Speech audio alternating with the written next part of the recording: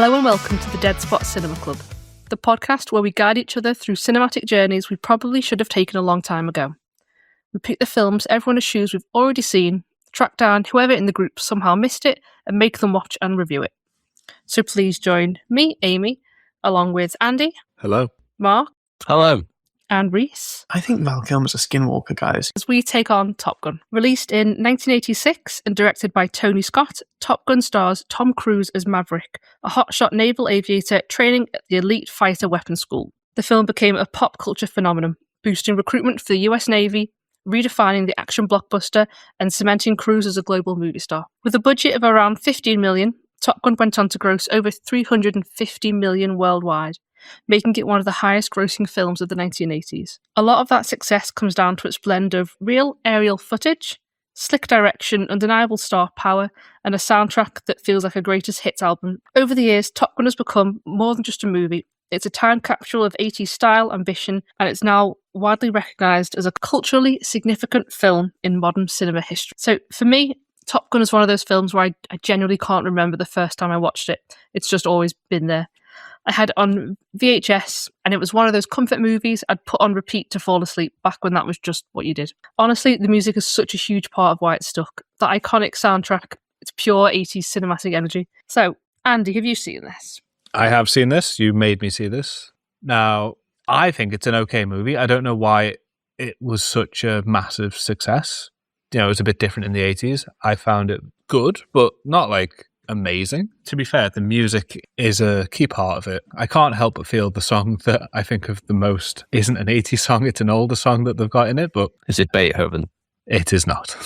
It's Green Sleeves. I think it'll definitely have Rhys jump up at one point and say, I know that a film I like references this. So that's all good. That's all we want from this journey, really. Rhys, have you seen it? I have not seen it, but this is one of those movies that I feel like I've heard enough about that I can piece together in my head. I think I've actually physically seen a little bit of one scene from it. Literally like a 2-second snippet of Tom Cruise saying something while sitting in a deck chair. Apart from that, I've never seen something that really is in this film, I don't think.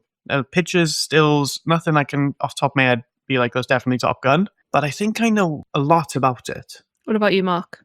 I have never seen it, and I don't know how I haven't seen it. It's just one of those ones that just slipped through my net, and I just wasn't interested by the time I had enough consciousness to choose what films to watch.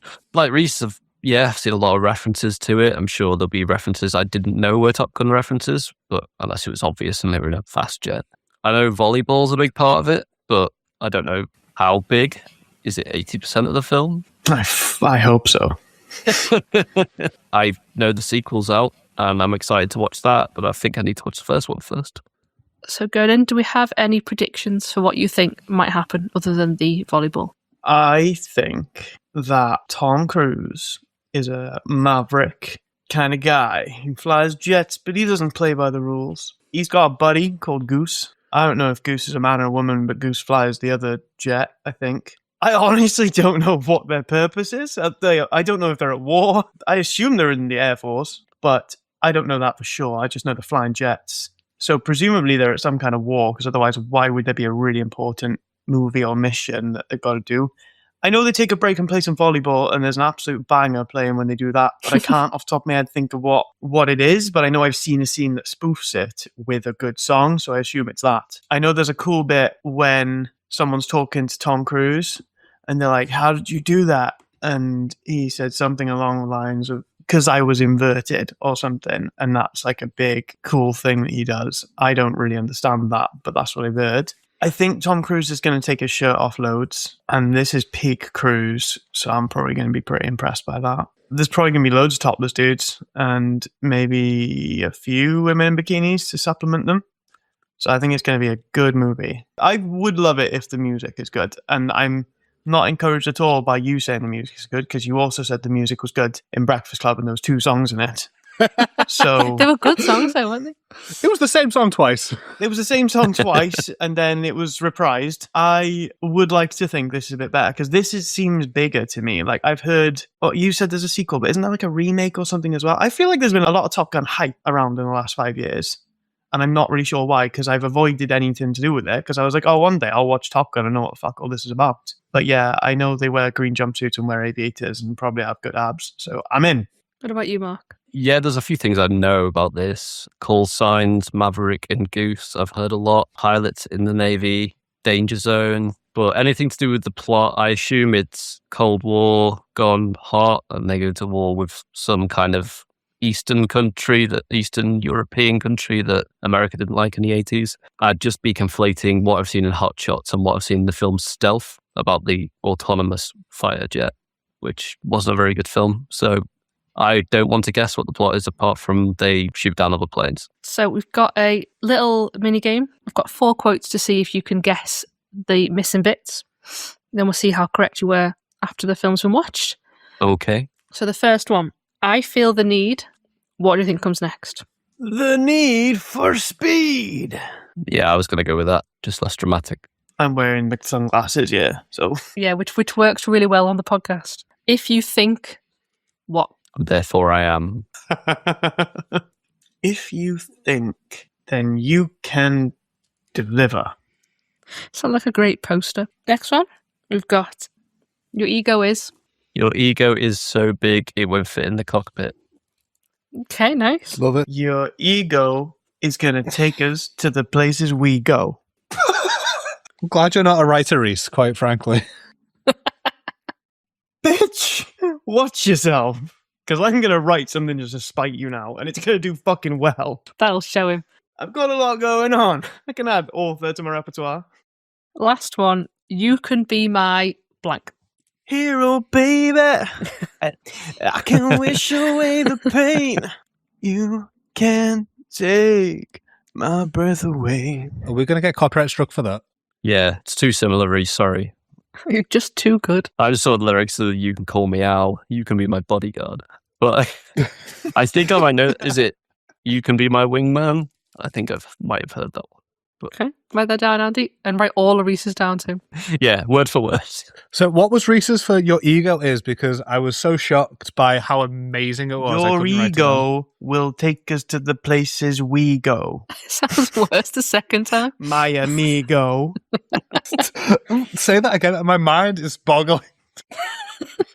It'll be recorded, Andy. That we go. Mi amigo. Your ego will take us to the places we go.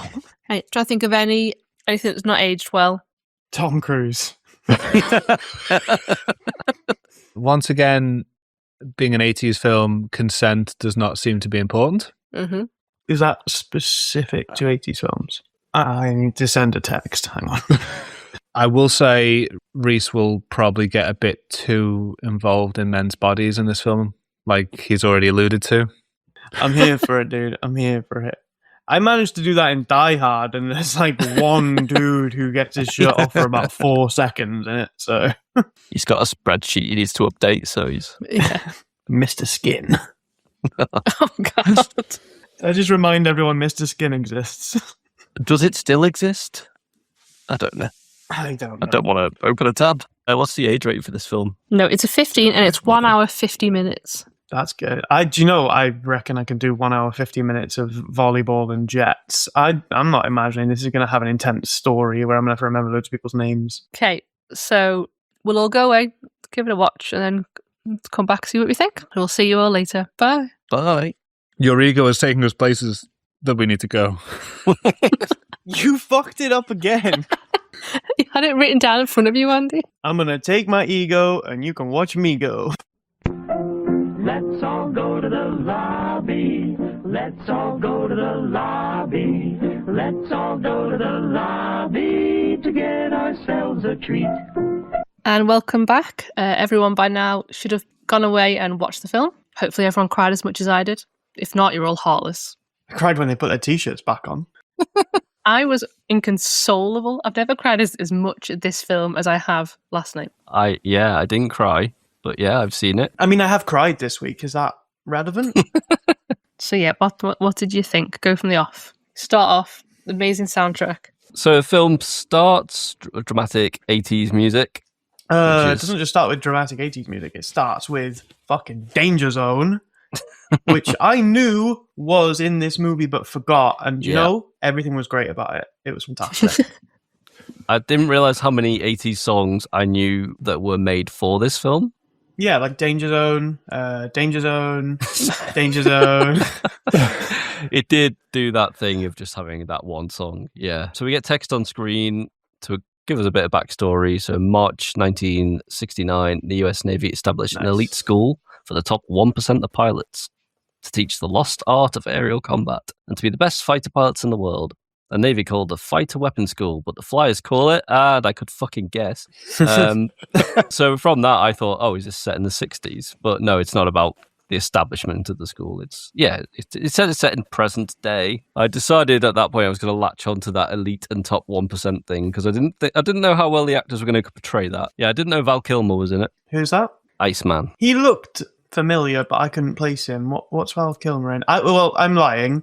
I know from his name that he's in Batman, but I've never seen a Batman that he's in, so I don't know what Batman he was. He's in a lot of films you haven't seen, but you haven't seen most films according to our sheet, so... Yeah, that's a good point.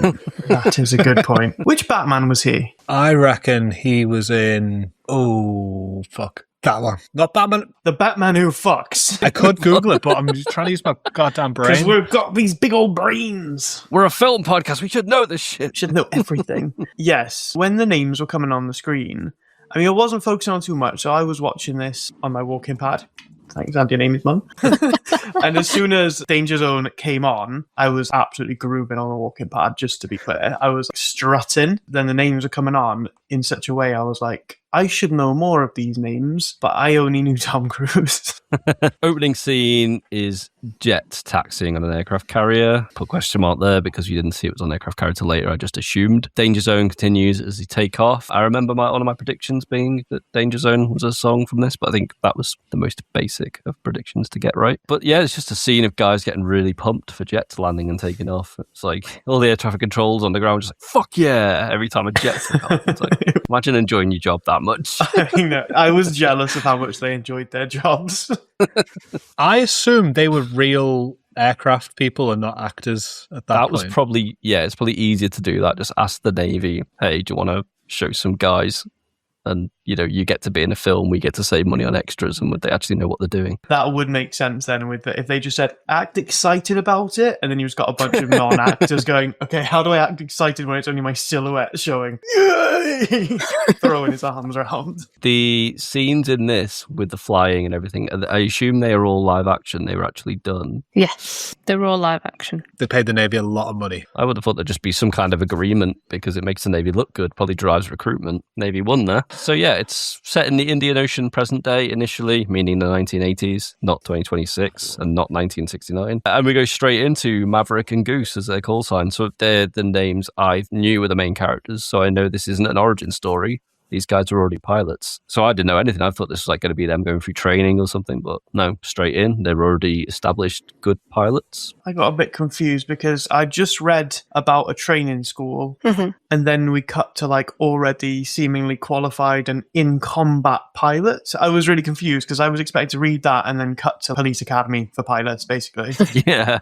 And that's exactly what I was expecting. So I was really confused when they were already in a fight. I was like, wait. And then I immediately forgot about what I read about pilot school. So then I was just like, okay, cool. These guys are just fighter pilots and there's nothing to do with training happens in this movie at all, is where I went with it. And I still don't fully understand the dynamic going from where they were to then going back to pilot school. I don't fully get that. It's for the top 1% to make them even better, which makes no sense because you want all your pilots better. Were all of them in combat roles before they got to training?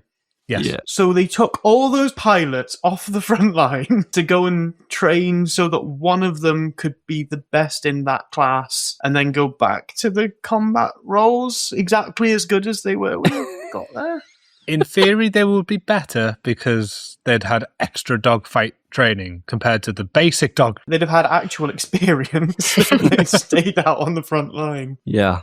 I still can't wrap my head around it. I'm fine with it because it was cool, but I can't wrap my head around why they could have just not done that beginning bit and started in class. And apart from having to somehow manufacture the MiG stories, they didn't need that first bit. So it's not currently in their doctrine to do these advanced aerial maneuvers because it wasn't required for the Second World War as much. And in Vietnam, they realized they were losing a lot of fighters, was it? And so they started bringing back old dogfighting techniques, which were only taught to the top 1%. Just checked. This school is real. This is a real program in the US Navy. So rather than training 99% of the other pilots to be as good as that 1%, they'd rather train that 1% to be ballsy as fuck. Yeah, the 99% could just die in a dogfight. Just fodder, yeah. But then they deployed all of them later in the film. Never mind.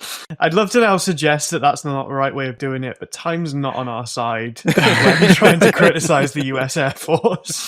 This isn't the time. So Maverick and Goose are in the air in the Indian Ocean. They encounter 2 MiG-28s. One is on their tail. Another call sign Cougar is getting chased by one. He's absolutely whipping his head around to see behind him. It's like, there must be a better way for fast jets to be able to see behind them than breaking your neck while you're trying to fly an aircraft. The observers seemed to do that throughout, didn't they? The observers were like properly up and around, and I'm like, are you buckled into anything? Because you eject in a minute.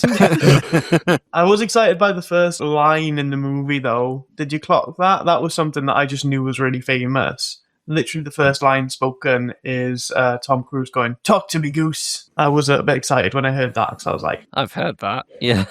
So Maverick then saves Cougar by locking onto all the MiGs, and the MiG buggers off. They went to scare off Merlin's bogey, which I've heard a lot from like Lilac Wars, Pilot Wars. What do they call it? What's a real name for Lilac Wars? Star Fox. They call them bogeys and that. you just used a lot of words I don't know. Unfortunately, I know what he means. I just had a SNES aneurysm. Bogey's a pretty common term, right? Yeah, for just like enemy and Navy speak. Something you need to pick and wipe on a wall. Something you need to eat to get your zinc. Amy's just dying a little bit here. Already starting to get cocky, flying upside down. There was like a visible tear effect there, which is the part where it was like, which part's practical, which part's, early green screen. I forgave it. What I didn't forgive is flash photography while flying. That's not a good idea. And this is all just to establish how cocky your Maverick and Goose are. They're arrogant, they're pissing everyone off, but, they are skilled. Here's what I don't fully get, right? And maybe you can help me understand. What are they trying to do in this battle? They're obviously trying to fight over aerial dominance so that these MiGs fuck off. How does one establish that? I don't get it. Are they just trying to prove they're a better pilot? Why did flying above the top of him scare him enough to send him away? I don't really get it. It was the Cold War, so no shots were being exchanged in real life. This was all just shows of strength. So I'm guessing just the fact he managed to lock onto the other one scared him off, and then the other one was then surrounded by 2 jets. One was clearly a more skilled fighter. That's how I saw it anyway. So Cougar started having a panic attack and stops talking to everyone. Life flashed before his eyes and all that. Yeah, he's certainly not in the top 1% of elite pilots, this guy, is he? Top 1% of pussies.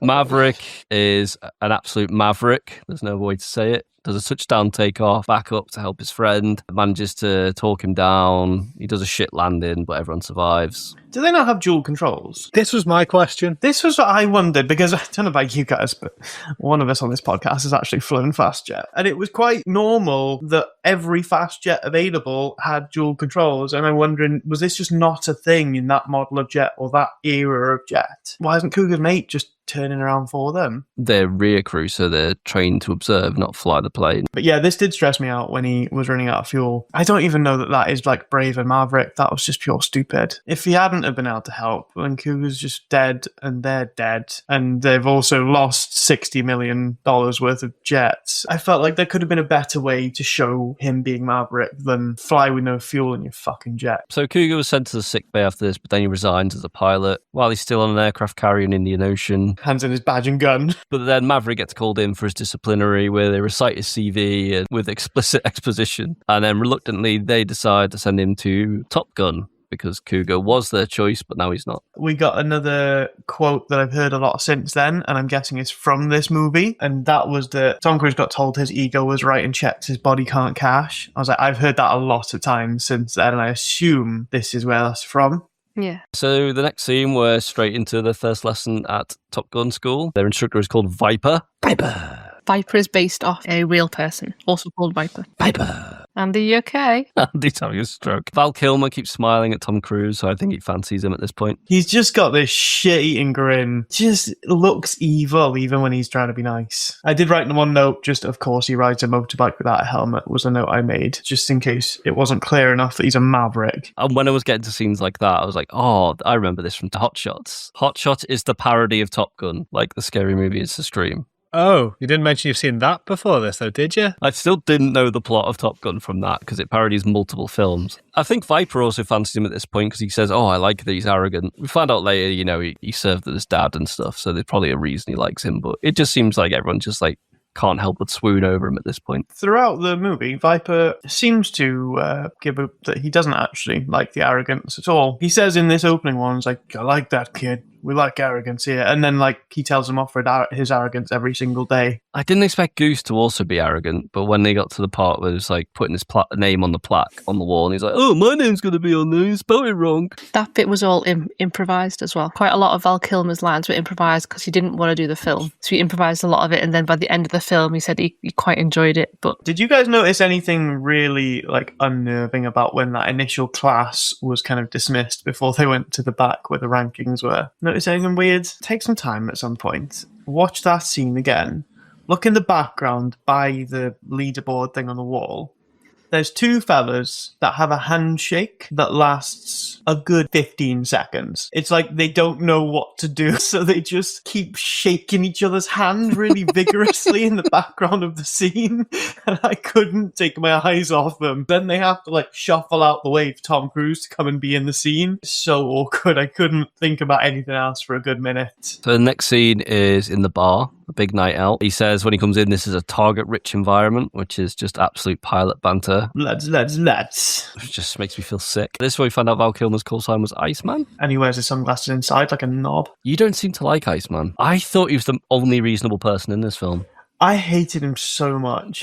He's set up to be this 80s villain, he's the jock, he's the guy we need to beat. But everything he says is really valid and rational. Oh, but he's following the rules. He's my favourite. Well, he comes over and he criticizes Maverick and was like, "You like working alone? That's weird for a fighter pilot." And I was like, yeah, that is weird for a fighter pilot to be alone. That's correct. He's just a really reasonable guy, just set up to be a shit jock. And it's like, he's not. He's making perfect sense. He had an aura of cunt about him. Yes, he wasn't being awful. He wasn't a nasty person, but he sucked. So they're taking bets on sleeping with women. Great. But instead, he decides to do a karaoke serenade for a woman called Charlotte Blackwood. Don't know if you know, but this is a bit like the scene in Scream. How did this make you feel, Rhys? I was a little bit happy because I was like, oh, this is the scene that Amy was talking about when we watched Scream 2. But equally, it made me just deeply uncomfortable. I didn't enjoy it at all. I think it's weird that he had this in his back pocket. Weird that there was a microphone available. It's weird that the music was turned off so that he could sing this. It's weird that he just sat himself next to this lady and started singing at her, knowing nothing about her. It's weird that someone else then just took over and started aggressively singing at them both. It was a really weird situation that I can't get on board with it. He was a better singer than the guy in Scream 2, to be fair. Tom Cruise he was bold. He held the note okay for a drunk dude at a bar. So he introduced himself as his call sign, which is a classic fucking pilot move. At this point, he's assuming she's nothing to do with the Navy and she's just some woman at a bar and he can impress her by being a pilot. Then gives a really fucking annoying smile when saying he'll let her know how this one goes tomorrow. She's really not impressed, which I'm glad. I thought that was a good line, to be honest. I thought that was an okay line. But he doesn't take no for an answer, so tries to save her from a date by following her into the fucking toilet. Oh, it's fucking bang out of order, that. He didn't even pause at that door. No, he's like, well, I'm not done talking to her, so I'm going to go in. But then she lies for him to Goose on the way out, which is weird, and says, oh yeah, he shagged me in the toilet. That was really weird. I guess she has nothing to lose. So, Amy, how would you feel if someone followed you into the toilet? I'm concerned. Wouldn't find it flattering? I don't think I'd find it flattering, no. What if he had just sung at you in the bar and you'd rejected him and then he followed you in? Would that be more romantic? That would probably be a little bit less romantic. What if he said when he got in there, can you at least tell my mate that we fucked in here? Would that seal it? I'd probably by that point be calling someone. What if he had a unibrow? No, he did such a bad unibrow, no. Why did he have a unibrow? If I ever watch the Top Gun sequels, because I know there's more now, I'm sure he doesn't still have a monobrow, but I would love to know the arc of the Maverick character as to when he learns he needs to start plucking his eyebrows. Everyone else has got their eyebrows done. Different standards in the 80s, I guess. These male body standards. This is why we all had disorders, trying to grow unibrows in our teens to look like Tom Cruise. Imagine that's what you take from this. Like, I need to try and look more like Tom Cruise. You're there with a Sharpie in the middle of your forehead. Maybe that's why the aviators started coming back, because they've got those like two lines in the middle, so it pretends you've got a unibrow like Tom Cruise. I did write a little note about the gathering of pilots in the bar, and I did write that all of these pilots are not particularly hot, which is kind of weird for pilots, because usually there's a few lookers among pilots. They're pretty well-groomed, hot dudes. Not many lookers in this class, I didn't think. What were your thoughts, guys? I didn't notice. Everyone's teeth bothered me, especially Val Kilmer's. That sounds like you taking too much acid at a party. Everyone's teeth is bothering me. I know, they just all seemed a bit too perfect, that they were a bit wrong, so it was a bit like turkey teeth, but before turkey teeth were a thing. What are your thoughts, though, Amy, as a person who often finds men attractive? The pilots, in my view, I was like, these should be like a hunky group of pilots. It's a film about hunky dudes, and it was just a lot of like really ectomorphs. I feel like as far as the 80s goes, they probably were quite attractive guys. Rewatching this, the person I found the most attractive was Goose. Oh, she was fawning over Goose the whole film. Is that a personality thing, though? Because Goose is a nice lad. Yeah, he's a nice lad, but I think he's also looks-wise the most my type out of everyone. So the next day in class, it's her. She's a civilian contractor. Was this a trope back then, or was this new from this film, where it's like, oh, the person I just made a faux pas with yesterday is, now my new boss? Like, I reckon it was new for this. Yeah, it seemed to be set up as a bit of a reveal, so I don't think the average viewer would have been expecting it, She's a PhD expert in aviation and aerial combat. Everyone's throwing around jokes and banter. Maverick and Goose are trying to explain how, they pulled off all these impressive maneuvers, but they're saying it in such a sarky way that everyone just assumes they're making shit up. Like, we know as the viewer they have done this stuff, but they're just like, yeah, of course I've done that. Of course I fucking have. Yeah, dead easy, actually. I just put a note here. I can't remember what he said, but I put a note that just said Goose is funny. And that was in this scene. So he said something that tickled me, but he was just giving off good lad vibes in this. There was a bit of homoerotic banter. Like, it was like two high school kids that never separate and they're just like elbowing each other. Yeah. She calls them hot shots, and I was like, this film must be a parody of that. They go into the first training serial, get chased down by their instructor, Jester, who says, you can run, kid, but you can't hide. There's lots of shots of barrel rolls, desert valleys, as they're flying on the tail of each other, and then they kill Jester. Kill Jester. By locking onto him. Then Top Gun theme plays, according to the subtitles on Netflix. They celebrate by trying to buzz the tower, despite being told not to, by the guy drinking coffee. You gotta wonder, why was that guy surprised? There's only 4 aircraft in the sky, and you'd think in the tower you'd have an idea about where the fuck they are. So why is he there surprised that one's flying past him? I'd hate to be in an Air Force or a Navy where the tower are surprised as an aircraft is flying past it. Like, they should have pretty good knowledge that an aircraft's on its way in, even if it's one of their own. Your job is air traffic control. Oh, I lost track of where that jet was. So after the training serial, they're all down in the locker room. Iceman makes some really solid points about him being really reckless. At this point, I was like, why is Iceman being set up to be the baddie? He's making a lot of sense. You and Iceman need to go and fill in some fucking forms together, honestly. He's like, I'm going to fill in an ace. Just going back to the little dogfight thing, there was just a bit where they'd lost Jester and they were trying to get him after like a specific maneuver. I was trying to keep up. It's hard to keep up with what's going on in them. I was just like, oh, someone's doing something good. There was a bit where Goose was just like, he's gone over there, and it was kind of obviously a difficult thing to do, and he just went, go do some of that pilot shit. There was like a nice bit of brotherly appreciation that like, you're good at this thing. I don't really know how you do it, but go and do it now. Jester appears in the shower room in a really weirdly framed shot where there's a guy just chewing gum on his shoulder. Yeah, like right behind him. I felt that in a lot of the locker room shots, and there were a lot. I was grateful for that. There was a lot. Some of them just seemed to not know how to stand or walk, so everybody looked like an alien from the movie Signs. They were all kind of a little bit overarched back and kind of a little bit swinging their arms a bit slower than they probably should. It was really obscure. It's like they'd just been given bodies. It's been told, just operate these for a bit. Like the guy from Men in Black. Yeah, I couldn't work it out. They were just standing a bit odd. I think they must have been told because the lighting was a bit weird in there, and the way lighting reflects off abs in a certain way. Jesus. I reckon there was probably some kind of direction to be like, don't get in the way of that light or something. So they're all like leaning back a little bit, probably because then the lighting can like hit their abs and make them look hot and stuff. But it just made them look a bit odd as they were standing and walking. Sorry, I did notice when they like left the locker room, they did walk in a really weird way, like proper puffing out their chests, just like, oh look, and it just looked so fucking awkward. They're all quite skinny guys as well, so it's quite obvious when they are pushing something out because it's very skeletal. I didn't know if they'd just been told to act natural. And it's like when you're on the stage told to act natural, you don't know what to do with your hands. It's like Act natural. You're also not wearing many clothes.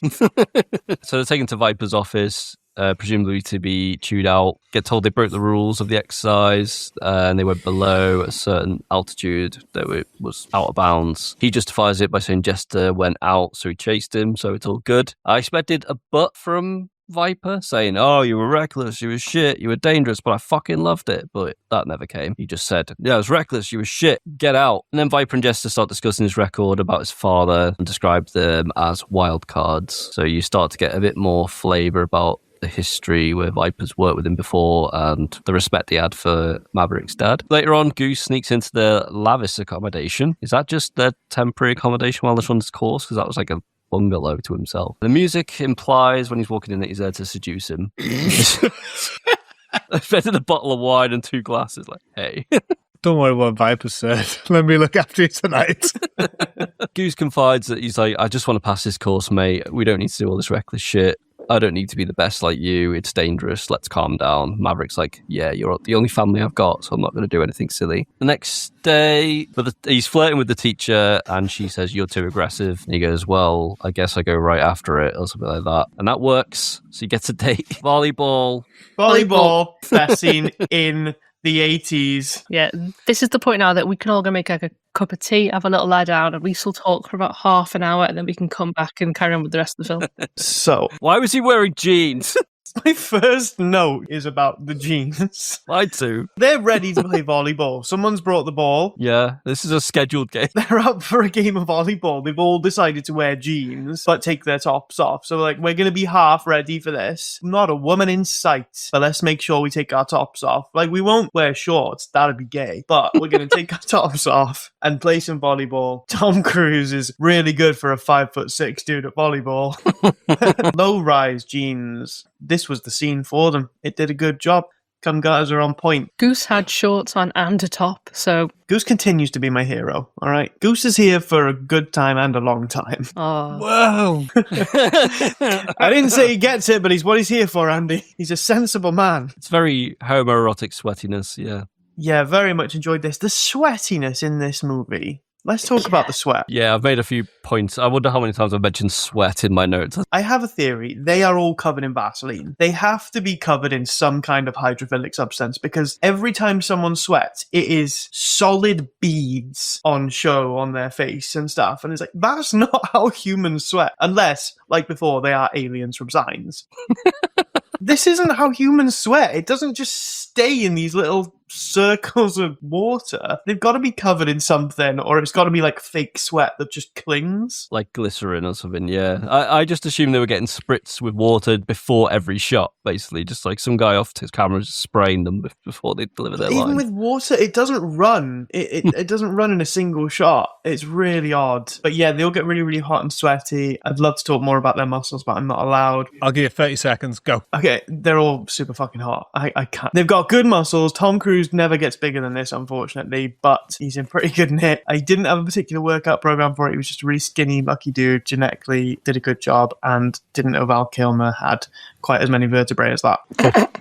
You plan he has more than normal? Yeah, if you look at Val Kilmer from behind, particularly in the locker room shots, but also in this volleyball one, when you look at from behind, you can really see his cervical spine and like going into the T's as well. So I think he's like definitely got this scoliosis because they're all like sticking out. He looks like he's got 10 more vertebrae. Saying that, there is a thing about in the film Heat, he's got weird elbows as well, so maybe he's an alien. Who knows? I think he might be an alien. I think Val Kilmer's a skinwalker, guys. You heard it here first. Yeah, if you Google Val Kilmer elbow heat, you'll get loads of pictures of bursitis he had during the film. I never stopped Googling that. And then after sorry, I'm just going to cut because my next note is straight away. is that after this really hot, sweaty game of volleyball, t-shirt straight on, big fluffy jacket straight on, and then my next note was that jacket must fucking stink. He's constantly putting it straight on after going flying, and let me tell you, I don't know if I've mentioned, guys, but I've been flying before, but you get fucking sweaty, and he's putting it straight on even when he's gone straight from the aircraft to getting changed. He's not even showered, and he's going straight from that, and that's fleece-lined, it's leather. A young man's not washing that. That's not going to get the right care to get washed. So that is just a minging, stinking jacket. And he's decided, you know what? I can wear this exact same t-shirt that I've just pissed sweat in, this thick fleece jacket, jump on a motorbike, drive a bunch of miles down the road, and I'm going to get laid. I'm not going to be stinking. I'm going to go stink someone else's house out and they're going to thank me for it. Fun fact about this jacket, the Navy discontinued it in 1983, but then because of this film, they brought it back. Except that exact one had to get condemned, I imagine. Yeah, the verb I used was he proceeds sweatily on his motorbike to the date. Sweatily. Was that an adjective? That's an adverb. Adverb, there we go. He goes on this date and first thing he does is has to use a shower. Pretty strange to just go into someone's house on a first date and say, can you use your shower? To be fair, I gained a little bit more respect for him after that. At least he realises he stinks. He's a student. Yeah, basically is a student. I don't know how old this lady's meant to be, by the way. I don't really know how old he's meant to be. She's done her PhD, so... What do we think of the ages of these characters? Because he's giving off very early 20s vibes. She's giving off like late 20s vibes, maybe. Yeah. So she's about 28, 29. He's about 24. Okay. He's too old to be asking for a shower in someone else's house, to be fair. I thought it may be just student, naive. He thinks it's okay to be a little bit slobbish and cross that boundary, but no, that is weird. Maybe he's just hoping she'd join him. Could be. What a disgusting thought, Andy. He's just met this woman. You have no respect. If it was going around just for sex, reasonable. But the fact that she wants a casual dinner date where they don't even kiss at the end. You seem disgusted by that thought, Mark. I'm a traditional bloke. He likes his dinners sweaty. He likes his dinner dates sweaty and stinky. Do not shower before them, just in case she gets ideas above her station. Showers weren't invented when I liked dating. Showers are for sex only. During the dinner date, he says, oh, you forgot the wine. He's asking for so much from her on a first date. I hated that so much because the wine was on the fucking table. He's like, you forgot to pour me wine. Motherfucker, you're in her house. She's just fed you. You stink. And she's not poured your wine out for you? Oh my goodness. But yeah, he tells us his parents died while they're listening to Otis Redding. He tells the official story that his dad died through pilot error. He doesn't like that his dad's name as a pilot had been tarnished in this way. Doesn't believe it, and he wants to figure out the truth. She lets him know that she's interested in him romantically, but then he just leaves to go and have a shower. Just because she wouldn't let him shower. I can't kiss you, I haven't showered, sorry, bye. I'm not going to lie, I feel that. If I was in his situation, as in just played some sport and put clothes straight on, I'd be thinking about nothing but when I can wash, and no one's coming near me. I've just remembered that every time they were together, he had to wear lifts. Of course he did. I did wonder about that. Because she's 5'10". And he is not. He's just not. He's a little tiny pretend man. When you ask if the pilot scene, if the flight scenes are with models, like only the ones of him getting into one. Yeah. He's just climbing into a little like Buzz Lightyear airplane. A little booster seat on it.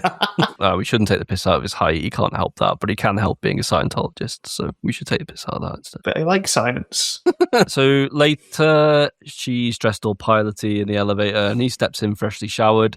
Is this the same day? Is that the shower he was going for? No, I think this is a different one. He just showers a lot. You fucking should. He sweats a lot. In every scene, he's either wet from sweat or wet from the shower he just had. Just a very wet man. They nearly kiss, but then the colonel steps in and interrupts it. And then we cut to some kind of like family visit day. Wives and children are dropped off. Goose's wife lets him know that Goose has told him the big secret and he's in love with an instructor. He's like, don't tell anyone. That was where I stopped watching it in my first session. Oh, you took a break? I took 2 breaks. I was very tired. This is one of the first films I've seen in a long time where I didn't want to take a break. I was kind of into it. Guys, I didn't check my phone much at all. It's the happiest you've ever made me. I paused once or twice to listen to a voice note, but I then kept back on it. I was into I this. thought you were going to say something else. Interesting. No, I was into it. I didn't feel the need to have a break, and it was like 10 p.m. I was enjoying it. So they're back in the classes. They're talking about aerial combat theory. If you think you're dead, you're dead. That's a big gamble with a $30 million plane. Just lots of smug lines like that are important later. I thought that was a weird line, though, because they're talking about like mortality, and she's like, "Yeah, but they're expensive, so don't." It's like, Yeah. he's on about sacrificing his life to do what he thinks is right for the country and want the plane fight. But he's like, back. yeah, but could you like just taxi it after? Set autopilot to return home while you're dying in it. That'd be great. Iceman's really smug because Maverick was wrong. And I thought, oh, I bet that's important later. There was just a lot of emphasis on the way that was done. He was like, I like to take risks. She would say, that's incorrect. And Iceman's like, yeah. Iceman. John Iceman. I hate these names, by the way. Let's talk about it. How do they get the names? Why do they keep them? I hate it so much. What's going on? I think in the Navy, they are allocated to you by your squadron, I believe. You know, if like someone spills beans in the cinema while watching Cars 2, they become Beanie Boy or something like that, then that's it for branded for life. That sounded like it cut you, bro. Mark, do you have a nickname I'm not aware of? Let's say, hypothetically, you're watching Cars 2. Don't call me Beans. It makes me cry. Like, there's got to be a few that just don't do anything particularly notable, and they're just like Jonesy. Jonesy. Because they've all got names that are like animals or something that's like, you know, quote unquote, Something cool. Aggressive. Yeah. It's all very cringy. I didn't enjoy it. Do you think Jester's name is ironic? Ironic because he's a boring Got bastard. no sense of humour. Yeah, it could be. Viper is very cringe. Iceman is very cringe. Hollywood? Is that just he loves himself? Probably just from Hollywood. Cougar probably fucked a 40-year-old in basic training. What else we got? Goose? How do you get Goose? Goose is just an animal. It's not even a cool animal. Because he's silly. Because he's a silly goose. Slider? Iceman's Rio? Yeah. Slider, I don't know how you would get that. Ate a burger really fast. Also, I don't know what Rio means. I heard that term a few times. We're a radar intercept officer. Yeah. That's stupid. Do you ever think sometimes they make up the acronym first? Yes, 100%. Yeah, there's too many convenient ones. They sort of finish off that conversation with Maverick saying, but it worked, right? She said something that really bothered me. She said, this is a perfect example of a textbook maneuver. Well, perfect example and textbook both mean. They mean the same thing, don't they? Yeah. Take My Breath Away starts playing during the class and they're just staring at each other in silence.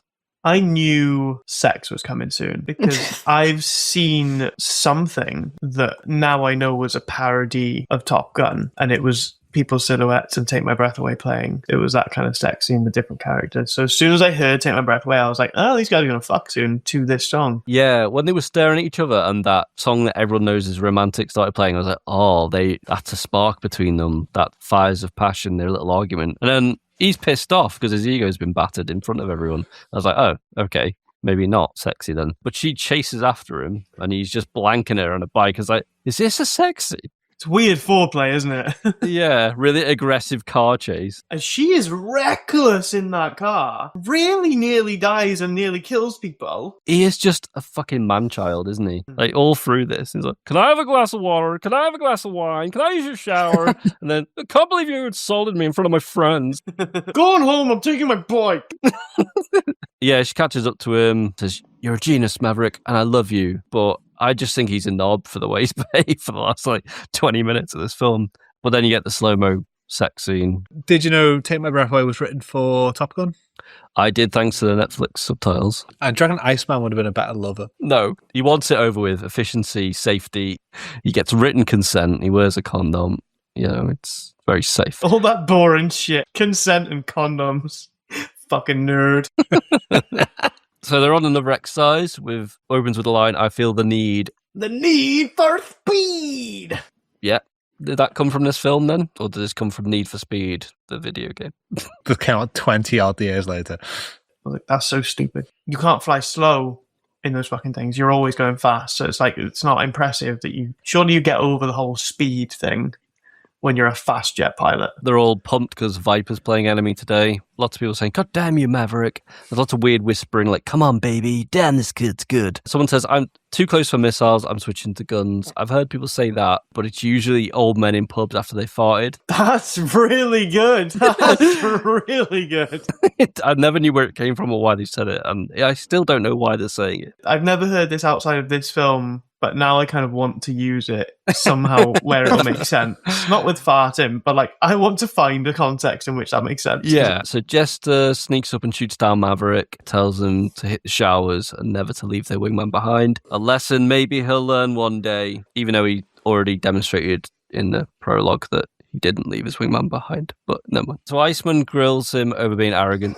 John Iceman grills him over being arrogant and dangerous. And he's not wrong. He was arrogant and dangerous. So, but they all agree he's great at flying. So I didn't expect this podcast to go. I didn't expect Mark to just be so firmly a fan of Iceman in this. just everything he said was correct. Well, what is this film called? Top Gun. I can't remember. Yeah, Top Gun. And who wins the Top Gun? Who gets the first Right, point? okay. Actually, I don't know. Like, legitimately, I don't know. I don't understand. I don't know. I must have had my attention elsewhere because I don't know who is the Top Gun. So We'll tell you when we get there. Yeah, we'll tell you when we get there. my assumption is it's Tom Cruise. But anyway, I'm just glad to see Mark's got a favourite character. He's going to get an Iceman tattoo. Iceman. John Iceman. So next scene, they're in the bar with the families, the secret instructor girlfriend. They're singing Great Balls of Fire. I was starting to notice at this point, there's a lot of references to crashing and burning in this film. I was starting to think, how many times have they joked about crash and burn balls of fire? I was like, shit, Goose is going to die in a crash. Did you think that?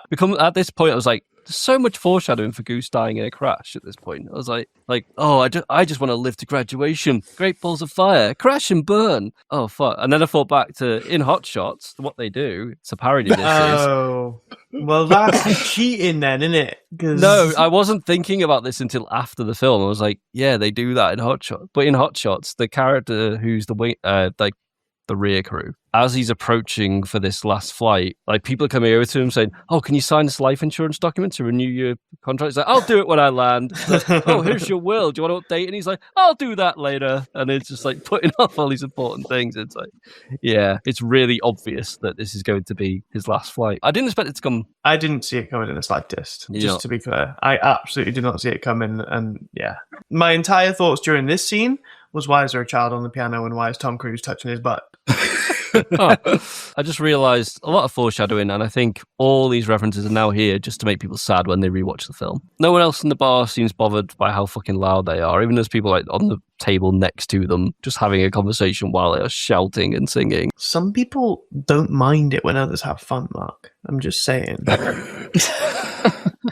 Because also, they're not like really drunk and rowdy. They're just rowdy. They're just enjoying the song. And I feel like that's quite tolerable. Like, I'd enjoy that if people were just having a bit of a sing-song and it wasn't just because they were pissed. Do you think Iceman would approve? I don't think Iceman would approve. I think Iceman would have been putting a complaint to the council. Perfect response. It would have been like, actually, you shouldn't be exposing yourself to noises above 80 decibels before within 40 hours of a flight. Your child's above 1.8 meters, they need to wear a helmet. It's stood next to Tom Cruise, so it couldn't be above 1.8.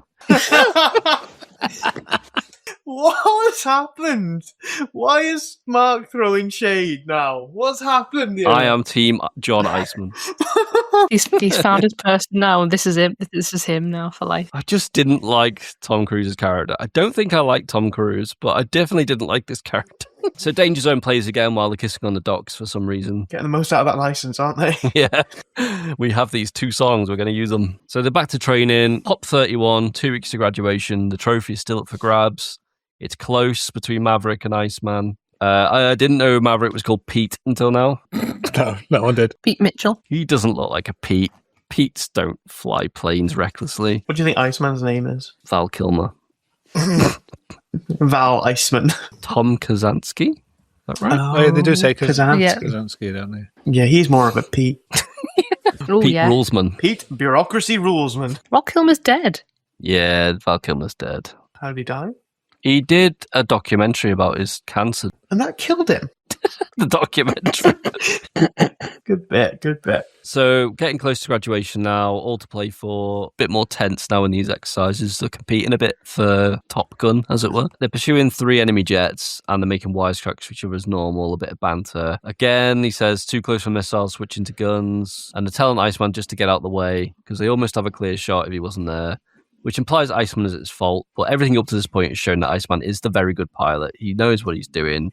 He's where he needs to be. Maverick just wants to kill Steel. But then as soon as Iceman moves out the way, he's caught in another jet's exhaust, enters a spin with engine failure, and they can't recover, and Maverick can't eject. So Goose triggers command eject. He gets creamed on the canopy on the way out. And that came a lot sooner than I was thinking. So See, I read into this that Iceman was... Yeah. I thought his ego got the best of him, yeah. A little bit, yeah. Because his Rio was saying something to suggest he should just back out as well. Yeah. But he was like, no, I really need to try and get this shot. I think something was just wrong with his lock-on equipment or something. Like, he should have had a target lock by then. Because he's a good pilot. He's the best, yeah. He should have realized he's not going to get it and moved. So, like, he should have followed whatever protocols in place for that rather than just persisting because his wingman was saying he's ready to take a clear shot. But yeah, this fucked me up a little bit because I wasn't expecting Goose to die. So as soon as the spin started happening, I was like, oh, he's going to ride this out. Maybe even somehow with the help of Iceman. And it's going to be like, something like, I don't know, he's going to like create a tailwind or something. I don't know, physics shit. But it really caught me off guard. I thought, no way do they eject from this. And then when he told them to eject, I was like, holy shit. Okay, right. They're going to eject and they're going to get in trouble. And Iceman's going to get in trouble for peeling off. Because as I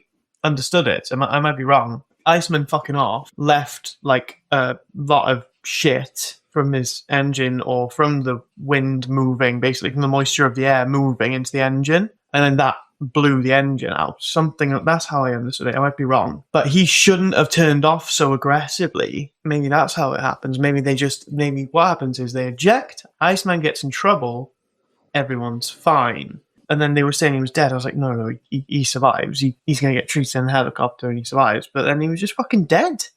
This genuinely gutted me. I was like really on Team Goose. Really liked him as a character. Just from him being such a big name, Maverick and Goose is just something I was aware of so much. I was like, he's in this whole movie. He's in the sequels. He's in it all. So this fucking took me off guard and I wasn't ready for it. I'm not gonna lie, I was quite sad. I thought he got caught in the enemy jet stream and that's what knocked him off. So when Iceman moved, he went to get in close, got caught in the stream, but they found in the inquiry, it wasn't anything he could have prevented. It was just one of those things with physics. So yeah, the fishing Goose out the water with his really floppy neck, hoisting him up in the helicopter, all limp and spinning. I was like, oh, maybe he's all right. Maybe his floppy neck is why they called him Goose. But then Viper comes in. You find out it's Maverick. It's in the hospital, and Viper comes in and goes, yeah, he's dead. Oh, that was a lot, wasn't it? Because he said it as if he was delivering the news, and then he was like, I know. He was like, right, get over it then. Yeah, he's looking really red-eyed and serious when he's shaving in the mirror. Letting go of dead colleagues under your command. Oh, it's going to happen again, mate. Get over it. Yeah. Yeah, it's just like, don't worry, this will be quite a common occurrence, so you'll be fine. Pain you feel it now, you're going to feel it bi-weekly. Like, if you want to know my advice, all your friends are going to die, so don't worry about it. Just don't get too attached to them. I was getting real, like, Aragorn vibes, when they're all crying over Gandalf. He's like, come on, let's get going. We got a quest to do. I was like, this guy needs to give Tom a minute. Because as far as he knows, he's going to that bathroom and just told him about the death. But he already had this speech lined up of telling him to get over it. Fucking weird behaviour. Even for a man in authority in the 80s talking to another man. And like, yeah, we know men aren't allowed to feel feelings. Never were, never will, never have. That'd be gay. But come on now. It's hours after his death, if that. How did you respond to this, Amy? I just cried a lot. I don't know if I've ever cried at this bit. Maybe it's because it's been so long since I last saw it. Even though I've seen it, I couldn't tell you how many times. It just gone for a good 10 minutes. And then I'd get better, then I'd cry again when it was like, oh, there's his family. Who seemed fine with it. So Maverick's girlfriend drops him off. He's obviously struck with grief. Seems just to be acting like Tom Cruise, just wandering around with aviators on. They're packing up Goose's belongings. Goose's wife just looks bored at this point. He's just sitting in a room waiting for him to finish packing. I didn't understand this trip to Goose's house. With no explanation, he just gets dropped off to his house and just steals some of his shit. I didn't quite understand it. So at his hearing, they find him, he's not at fault, and he's back in the cockpit. And Viper says, get him back flying soon. At this point, it's like, how long has this process taken? Because when they were in exercise, they had 2 weeks till graduation. They've gone through a death, presumably a funeral, the hearing process, gathering evidence for that hearing process. Surely graduation's happened and he's missed it. No, apparently not. Yeah, like that aircraft was in the sea and they've managed to do enough of an investigation to know what's gone wrong in less than a fortnight. Is insane. There was definitely a point around here where maybe Viper said, it's been 3 days. Get over it. Jesus Christ. When he was in Goose's house, I did put one note that was just cry, mate, because he was clear. I couldn't tell if it was Tom Cruise failing to cry properly or if it's just a guy fighting back tears. Just Maverick was just fighting it. You're alone in the house with the man who died's wife. You can have a cry. She's not going to mind. But he was still just like, so full of pride and like so ego-centered that he's like, I'm not going to cry. He's like pushing back these tears to the point of like warping his face. It was just have a fucking cry. Give her a cuddle and have a cry. You both need her. But now he's the one who's distracted and nervous to fly, going back to, what was his name from the start of the film? Cougar, that's it, yeah. I was wondering who was going to fly with him now. Because who wants that job? Yeah. We've got this really dangerous pilot, never follows the rules, and killed someone 3 days ago. So, you want to jump in? Black guy in an 80s movie? Do you want to have a go? I think what I was the most confused about here is surely everyone's already paired off. Just a spare guy. No, someone else's pilot dies. So. Yeah.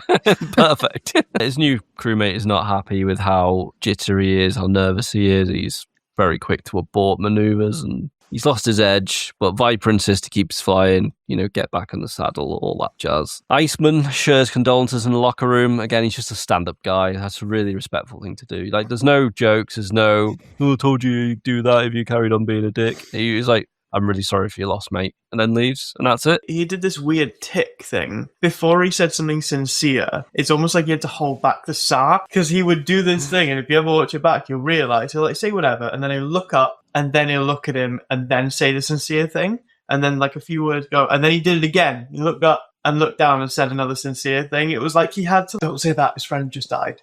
He had to coach himself not to be quite so ruthless as he usually could, because he probably wanted to just go off and want to be like, it's kind of your fault. No, I thought he was emotional as well, and that's why he was doing it, because he's a really nice guy, he's really empathetic. Why does Mark get Jesus Christ for that, Amy, compared to like Rhys's comment about shagging? I expect it from Rhys. Mark is diagnosing himself right now. I'm going to mail this to a psychologist and we'll get that diagnosis in days. He's just going to spend the rest of his life going, what would Iceman do? I think Iceman would alphabetize this list.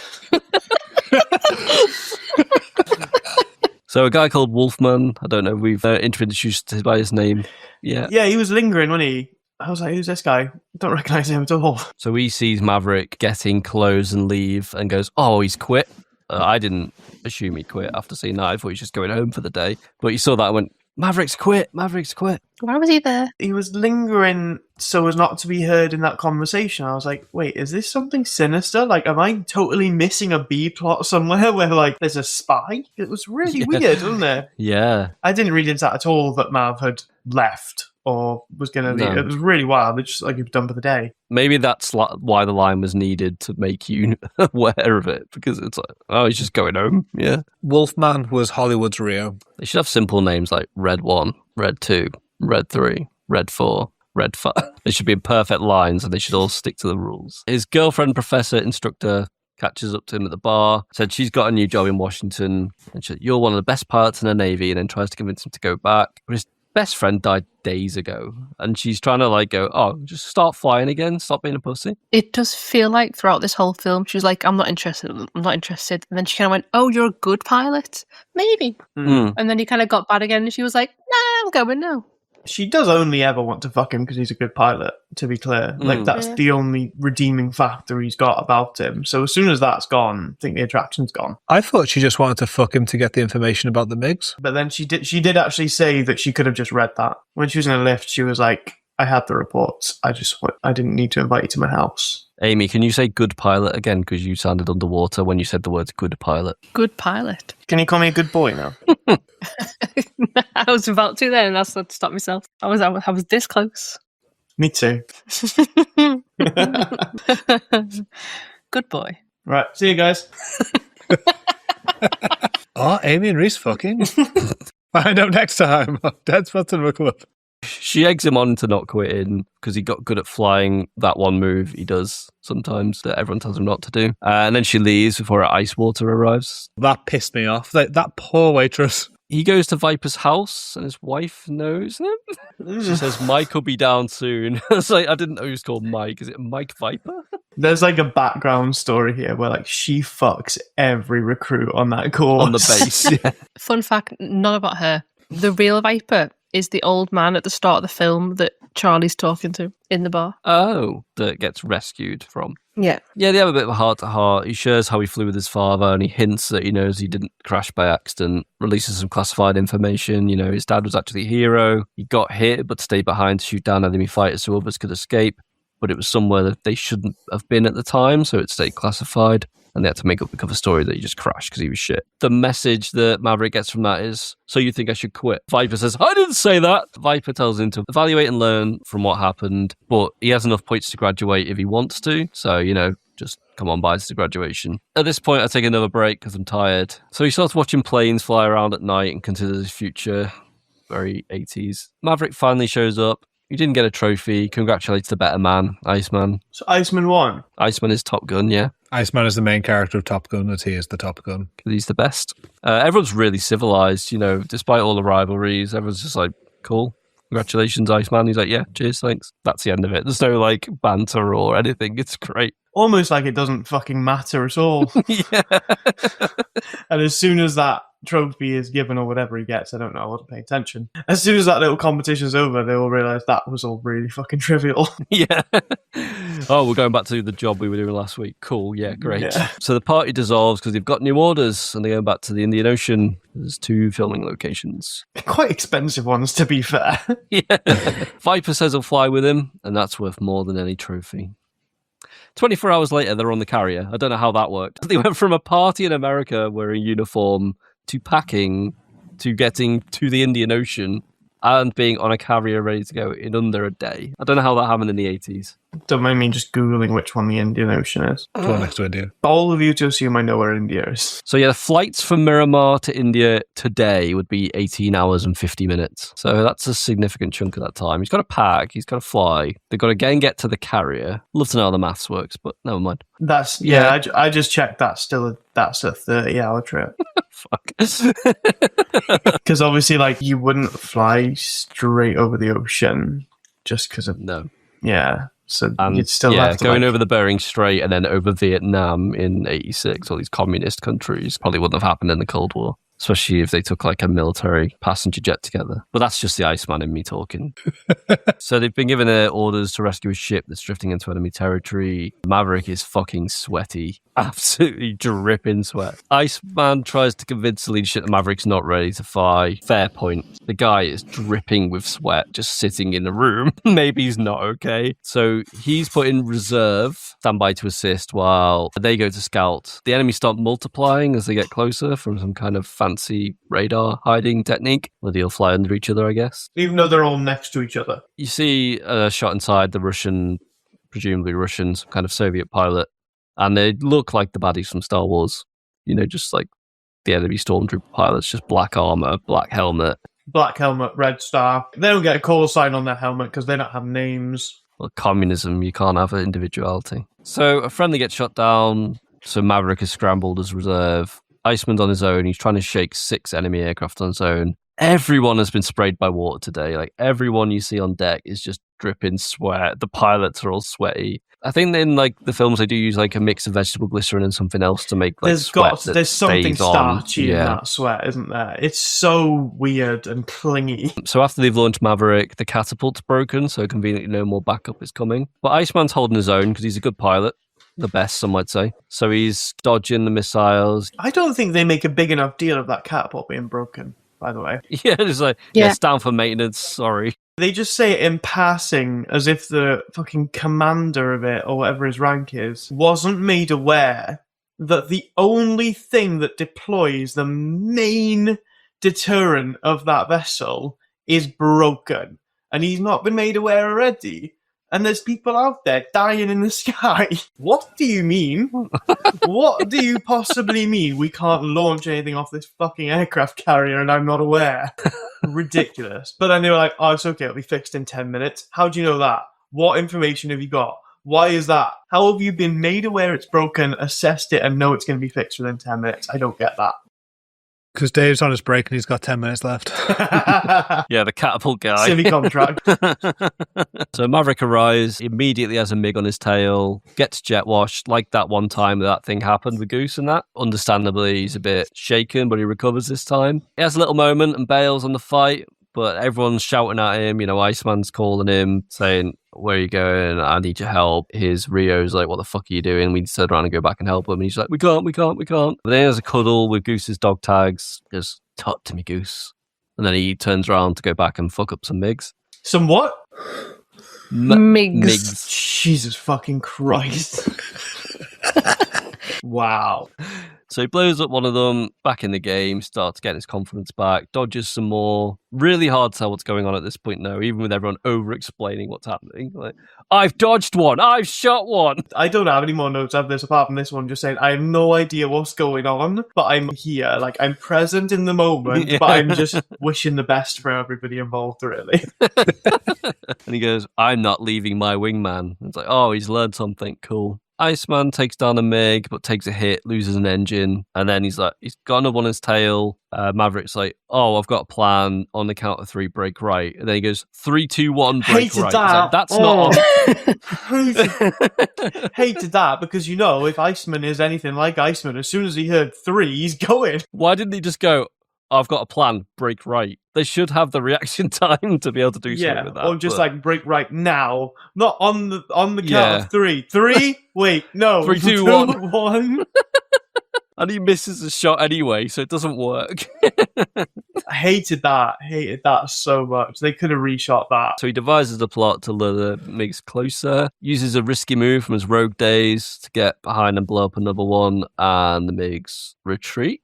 And the day is saved. The same coffee guy is on this deployment as well. He's in the tower. That's funny, isn't it? Again, he had better things to be looking at. Yeah, in the middle of his aerial battle, he's just like, coffee, please. They land heroically. Everyone's quite pleased that they killed men. Big reception to this, isn't there? Considering there's 2 dead guys in the sea right now. The Chinook does land behind the crowd of screaming people with like bodies on it, and everyone's just like running and shouting and cheering. Woo, Maverick! On this live airstrip. But he's best buddies with Iceman now, so he says, you can be my wingman anytime. No, more like, you can be mine, is his reply.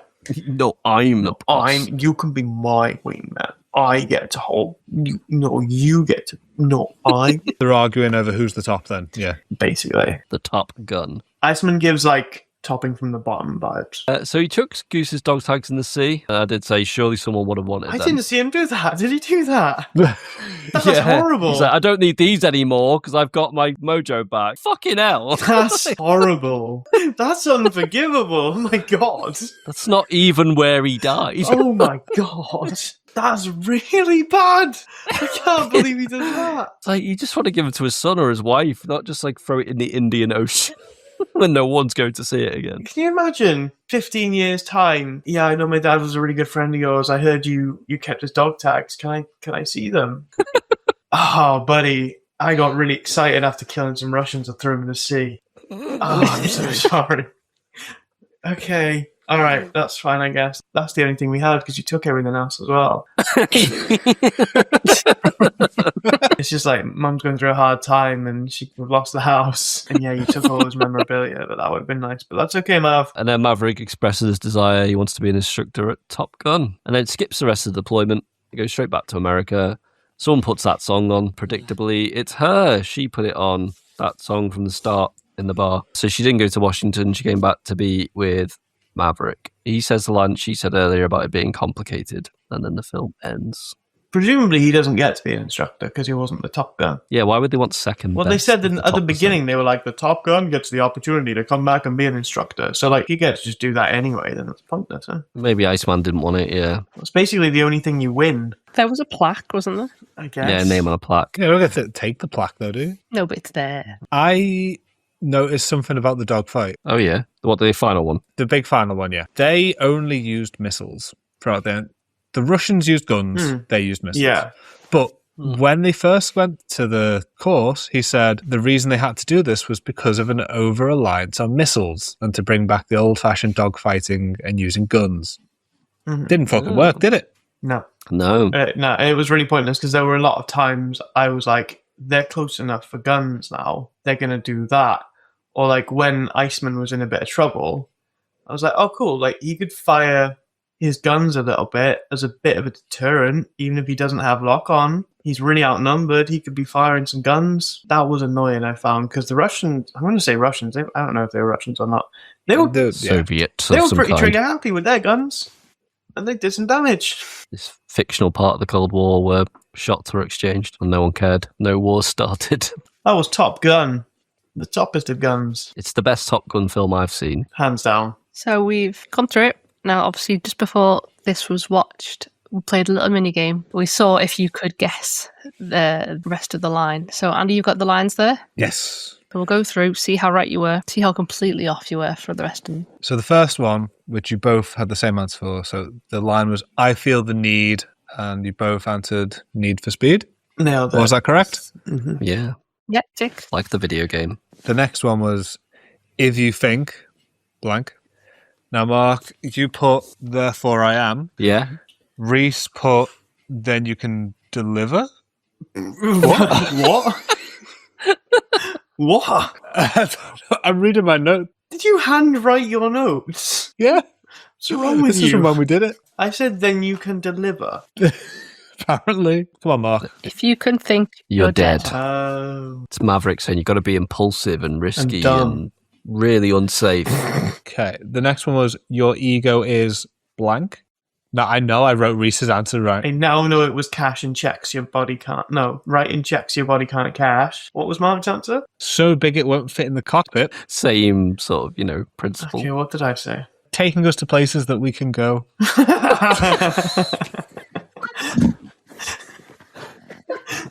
They sung that while they were on a magic carpet ride. What a ridiculous thing to say. The last one was, you can be my blank. One of us say bodyguard. Nope. I have no idea what I said. I know it's wingman now. Mark said wingman. Well done. Rhys, you said hero, baby. You can be my... Yep. Okay. I didn't do well there. I mean, Mark got 2 right. You got 1 right. To be fair, Mark had watched a parody, which I'm now learning was the same as this movie. I didn't know the plot of this at all. I would not have been able to guess.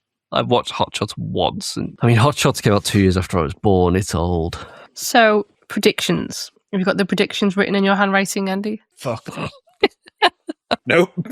I said several times at the start, do you have the predictions? Do you have the predictions? Do you have the predictions? When? And you kept ignoring me. When did you ask that? As we started, I asked quite a few times, do you have the predictions? No. Fuck. Cool. Fucking hell. Well, I predicted everything correctly. I seem to remember. I knew that Danger Zone was in it. So what did you think in general about the soundtrack? The music it had worked really, really well for the purpose. I think Danger Zone was perfect for it. And it did psych me up at the beginning. It psyched me up during the 8 dogfights that it was playing during. I do feel, similarly to other movies we've watched around this era, it wouldn't have hurt them to get a few more songs on board just for a bit of variety, because it gets a bit played out after a while, doesn't it? See, I've had this soundtrack for decades now. It's quite a common one that I use when I do a workout because there's quite a lot of songs in it. But I've got a very specific memory for this. In the middle of France with some friends playing a Resident Evil game, and it was terrifying. And because it was so terrifying, we put this soundtrack on and it made the game instantly playable. Because up until that point, it was just like we're in a dark place with forests around us. There's no one for miles around. Played a terrifying game. Let's put Danger Zone on, make it better. What is on the soundtrack? I'm trying to remember how the song went during the volleyball game. Playing with the boys. Oh, yeah. How did it go? I'm not going to sing it. I was going to say, what is the full soundtrack for this? It's Danger Zone, Playing with the Boys, Take My Breath Away. Is that the three? There's the Top Gun theme, which it plays at the very, very start, which is not Danger Zone. What else we got?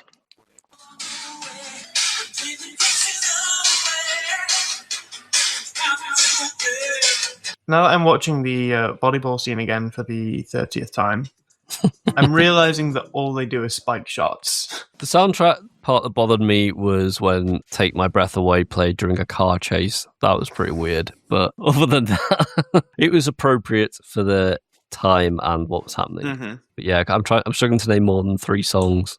But now you mentioned an extra one, Top Gun theme. I don't even remember the Top Gun theme. Top Gun theme, I've got it here. That's a really good song.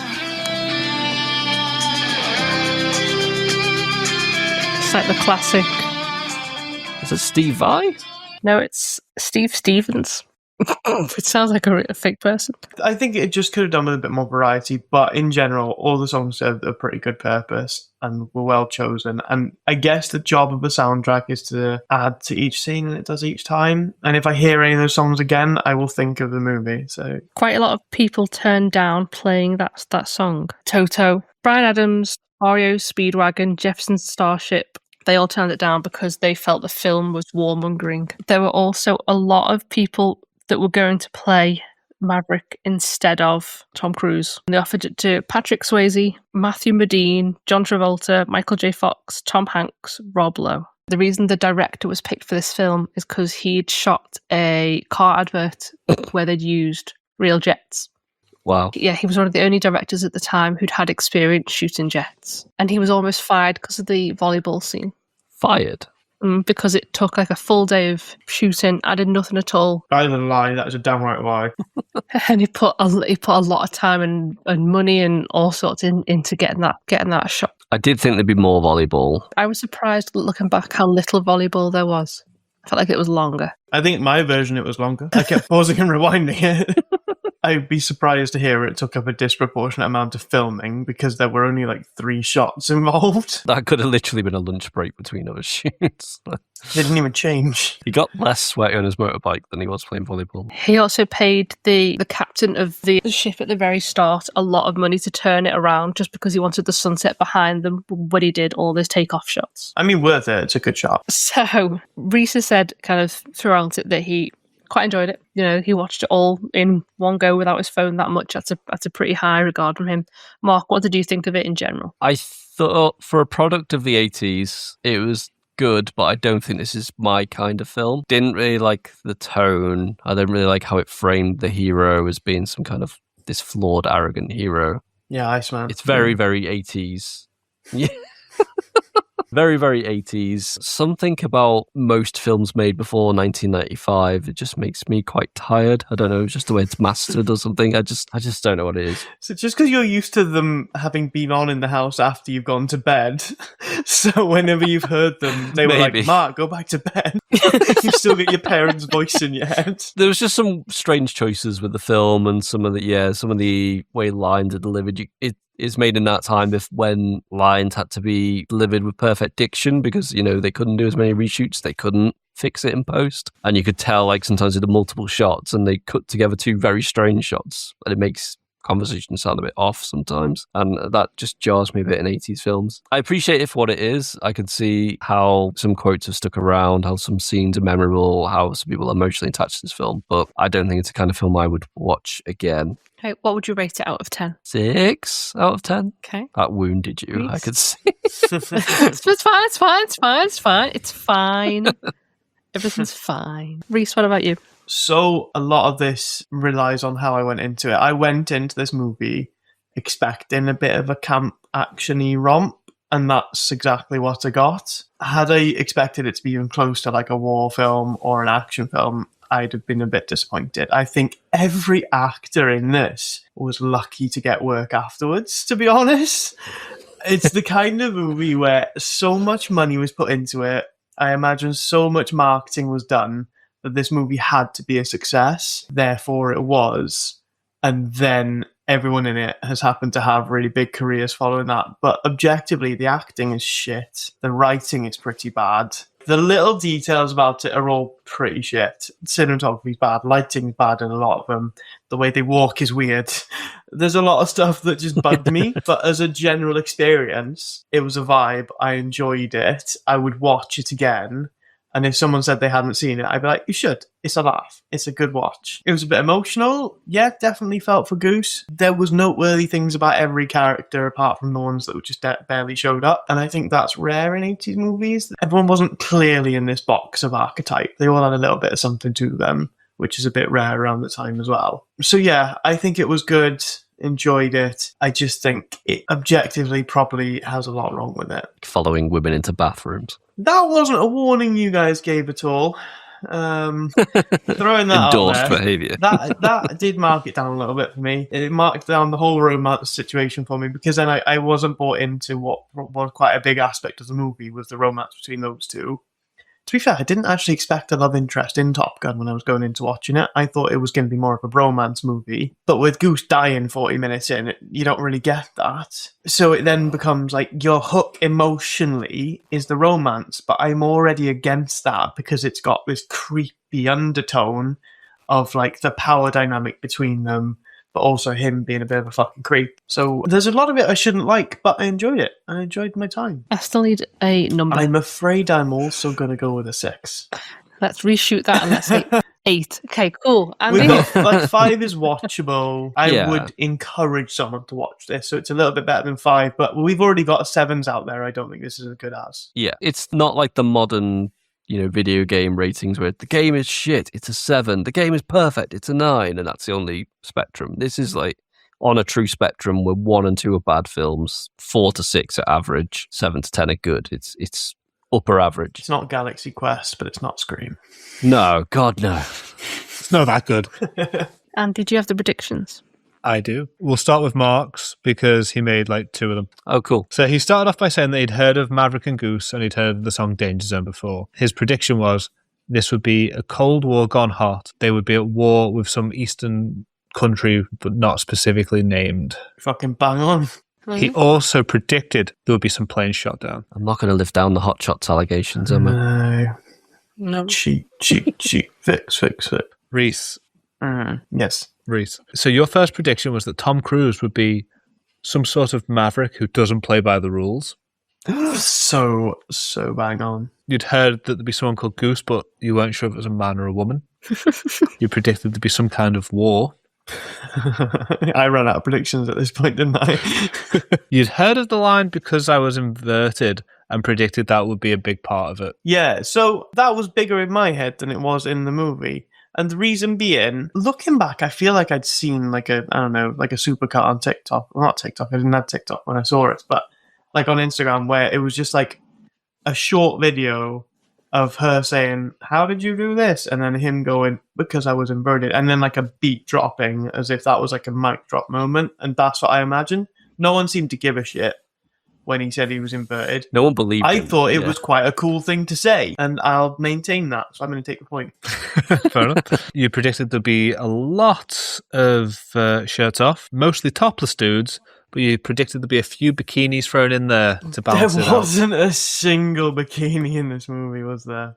No, these guys knew what they liked. This director knew what he wanted to spend his 24 hours looking at, and it was not the bikini ladies. A lot of topless dudes, though. Lots of scenes in that changing room that could have been done anywhere. Yeah. It was a very sweaty, topless movie, actually. You hear jokes about the sort of homoerotic era of cinema, but I do wonder if something a little bit untoward was going on, because it was a bit gratuitous. Oh, Andy, what was the fact we learned yesterday? Was it Quentin Tarantino? Yeah. What did he say? Tarantino suggested that this film is actually Maverick's battle against his homosexual feelings. I can see it. Yeah. With Iceman being straightness, right? Don't know, that's all we got told. Iceman has no interest in such pursuits. I can guarantee you that. He is asexual. Iceman's had sex twice to have each of his children. He did it for science. He got the data he needed. And then Yeah, I can see that. Could definitely be a journey of not self-discovery. Refusal to self-discover. That is all of the predictions, yeah. You said at the start you had a fact for us about. I said, was it based on a novel? And you said you had some facts. This film was written after someone read an article in a paper about Top Gun Academy. From that, they did this entire thing. Because of its popularity, the Top Gun Academy itself gave a $5 fine if anyone mentioned the film at all while they were there. Do we know if it increased Navy recruitment? It did, not as much as some things say. They did have naval booths in cinemas. The next year it increased quite a lot, but then it dropped a little bit the next year. Even so many years later, a lot of people who joined the forces in whatever capacity quoted this as one of the films that they watched that made them interested in it, but it wasn't necessarily an instant uplift. I think we're still there now, to be honest with you. Knowing pilots, they're still knocking about, 30 years later, having that image of pilots are cool because Top Gun is cool. I think it has done a lot for that. Like, not just Top Gun, obviously. There are some movies around that era that were the same, but I think they have had a really long effect on just how pilots are seen in the world, and that probably affects recruitment in a way that can't be measured. They did want to do a sequel 3 years later, but there was an incident with a lot of pilots and some women that was not good, and it was seen as the Top Gun mentality. Oh, that never happens in this country. Glad all that's died down. And so because of that, when they put the idea forward to the Navy for them to do it again, they were pretty much just told where to go. The guys that showed a pilot wandering into the ladies' room after someone that had rejected them didn't want it to be seen after there was uproar about pilots and non-consensual contact with ladies. Weird. Yeah, definitely don't Google Red Arrow's predatory behaviour. Don't do that. Don't do that. That you'll find nothing there. Some sources claim that the year after Top Gun came out, naval recruitment spiked by 400%, but that turned out to just be one guy just making up stats. You're as useful as that guy. Thanks, Andy. You're welcome. Here's a fact that wasn't true. I mean, I hear there are sequels / remakes. What's the situation there? It's a quite recent Top Gun 2, isn't it? Yeah. Yeah, it's the one that I haven't seen, and I wanted to watch it yesterday, but Andy wouldn't let me. As I understand, there was one fairly recently, and then that one's getting a sequel now. Yeah. Was there anything else in the last 40 years? No, there were talks of it a couple of years ago, but the director committed suicide. I think he'd been with Tom Cruise a couple of days earlier, scouting locations, and then he committed suicide, so they put a halt on that. Did he say something about Boeing? Did they suggest flying to a certain island? Cut. Okay, interesting. So it was basically standalone for the best part of 40 years. Good to know. Weird, though. Weird that such a successful movie wouldn't have brought on a sequel any earlier, but I guess that's part of the beauty of it, I suppose.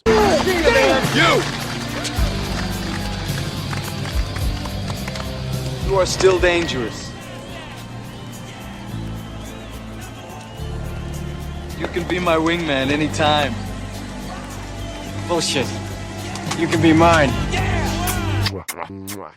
And that brings us to the end of another episode. Thank you for listening to our review of Top Gun. So, as always, thanks for joining me, Amy, along with Andy, Mark and Rhys as we tick off another cinematic How Have We Not Seen This off the list. If you enjoyed this episode, make sure to join us next time when we send someone else on another long overdue movie mission. If you want to support us or get involved, have a look on Instagram on DSCC Podcast, YouTube, TikToks, everything are all linked on there.